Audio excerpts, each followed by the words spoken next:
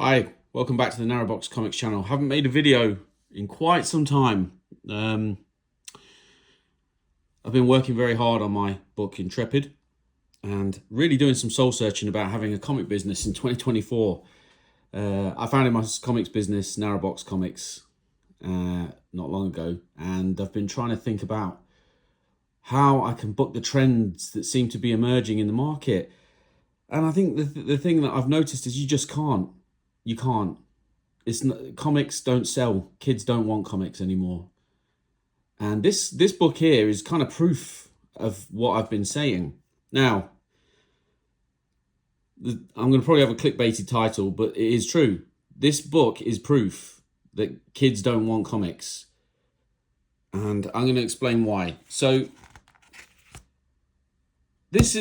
I'm not sure what this number's. I've heard this is a really good seller, and that, comic book shops report that these books are really valuable. But I would say this is a case of, burning paper in a fireplace and going, oh, look at the size of those flames. They're going to keep me warm all night.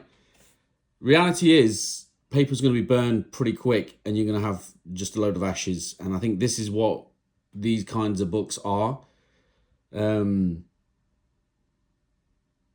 Because Marvel view comics as an industry that they are the top of, and that's a really beneficial place for them to think of themselves being.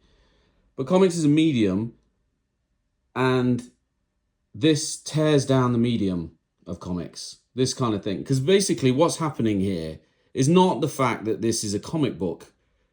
This is a acknowledgement to gamers that your time sink is worth something more, is more valuable. And I know from experience as a gamer, I was addicted to Rocket League for a number of years, man. I played Rocket League for 3.5 years thinking that, this was leading somewhere. I watched channels about Rocket League. I thought Rocket League was the single greatest game that's ever been made. And I imagine myself like playing in tournaments, just not for millions of dollars, just playing in tournaments against like-minded people, meeting a community of people through Rocket League. And this was my COVID thinking. This is what I was thinking during COVID. So, the reality is, like, I was doing anything except what I should have been doing, which was comics. But I was mad into it. But anything that kind of made Rocket League seem more acceptable, then it was fine. I loved it. Embrace that. I'm not staying up till 4 o'clock in the morning to watch that tournament. I'll catch the highlights. I don't really care about that tournament. I care about this tournament, this team. I didn't care about the teams. I didn't care about online gaming. I told myself I did because I was in it. And that's what's happening here. This is exactly what's happening here. Fortnite people buy this comic book because it's got Fortnite on it. And the reason I have this comic book is because my nephew gave it to me. He bought this comic book because it had Fortnite on it. He read it, and then he said he didn't read it. Well, what he said exactly was, I didn't read it, but then I read it. What he meant was by that is that he couldn't read the story. The story is around some kind of Voltron type monster. And then you've got this. Now you can pause this and read it if you want, but I tried to read this and it was impenetrable nonsense. And I know this is issue 4 of a series, but come on, man. Every comic book is going to be your first. That was Stan Lee's golden rule. Marvel founder. Seriously, look at it. So what my cousin meant was, my nephew meant was that this is not a book that you would want to read. He flicked and looked at the pictures and he loved the pictures, great pictures. So kudos to Jose Luis. But yeah, the pictures are beautiful.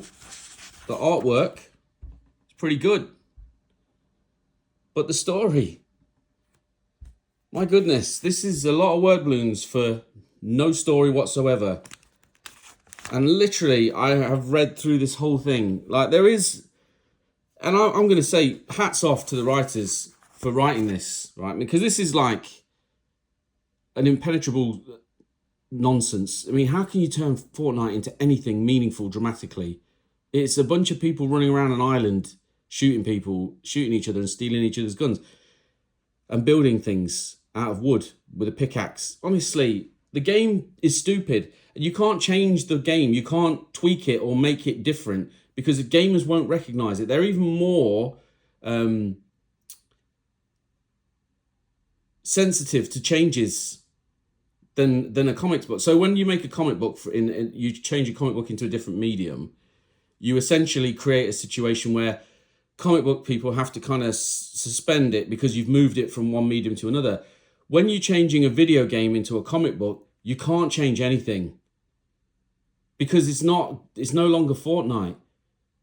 See, Spider-Man's a guest character in Fortnite, and that's totally cool because Spider-Man is a character of pop culture and Fortnite is a game. For the people that play, it's just a game. And Spider-Man coming in, my same nephew actually, when we were watching Indiana Jones at Christmas, he's like, oh, that's the dude from Fortnite. See, these are people that we know as pop culture icons. This generation coming up just sees them as a person that's in Fortnite. Because Fortnite is a game that this generation plays. And they are aware of. They don't even register it as a pop culture phenomenon yet. They will. 20 years from now, you'll be able to sell Fortnite toys, to people. They may have some value if, they become rare enough. But the point stands that Fortnite as it is just a game. You cannot change it. And this comic is proof of that. It is boring. I mean, I'd be fascinated if there's anyone out there that can say, what's the dramatic merit of this book? I'm not being a snob by saying this. This book was boring as hell. Like, if I knew all the characters, maybe it would have some interest to me. But Marvel put forward its B team as well. Shuri, she's an MCU character. I don't really understand what she's doing in this book. It seems like they're just using Shuri instead of Reed Richards for things now. So Shuri's the newest, smartest person in the world. But she doesn't seem to have a character of her own, as in terms of, she's just T'Challa, female T'Challa, but with Reed Richards' intelligence. And this is one of the things that I just get annoyed with. This push to diversity, it actually hurts the characters because you just get these strident, annoying characters. Like Letitia Wright did a great job of Shuri in the movies, but this Shuri just comes across as an angry, woman. Spider-Man's just his usual. I've got to say, Spider-Man's written quite blandly as well. It's just like, what? And Wolverine, again, he doesn't feel true to his character.